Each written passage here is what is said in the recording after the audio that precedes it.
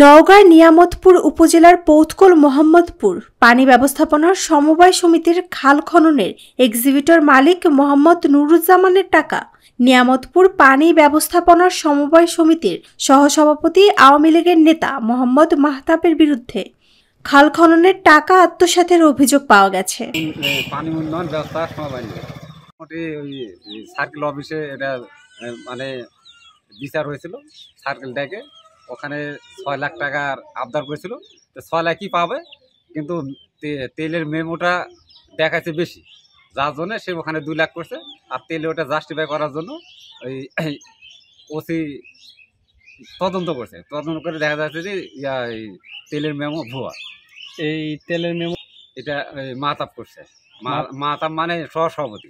ওই টাকা লেনদেন ওই সহসভাপতি করছে, আমাদের সমিতি থেকে টাকা নিছে, ওই ওকে কিছু দেয় কিছু রেখে দেয়। এই সমিতির কি আপনি সভাপতি ছিলাম? কাজটা আমাদের গত বছর হয়ে গেছে। কয় কিলো কাজ ছিল এটা? 6 কিলো। 6 কিলো। যে ভেঁকুর যে কন্ট্রাক্ট ছিল নুরুজ্জামার সাথে, এটা কন্ট্রাক্ট মাহতাব প্রধান নিজে করেছে, সহসভাপতি, এবং লেনদেন সব কিছু আর হাতেই হয়। আর ওই যে 2 লাখ টাকা পাবে এ পর্যন্ত আমি জানি, ওটা মান্দা সার্কেল অফিসে এখানে আমাদের একটা কথাবার্তার মাধ্যমে 2 লাখ টাকা পায়।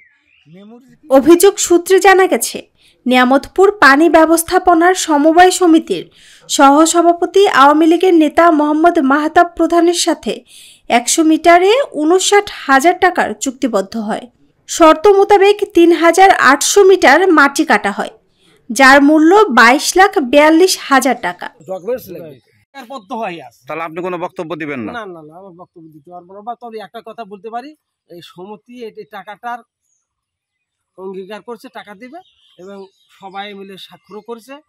ওই সবকিছু বাচ্চা দিয়ে এখন মোটামুটি 6 লাখ 6.5 লাখ টাকার মতো। এই বিষয়ে মাহতাব এখন কি বলতেছে? ওই মাথা তাল বাহানা করছে যে ওই সমিতি দিবে, এই দিবে, ওই দিবে। হ্যাঁ, এই বিষয়ে কোনো জায়গায় কোনো অভিযোগ বা ওই সার্কেল অফিসে অভিযোগ দেওয়া আছে।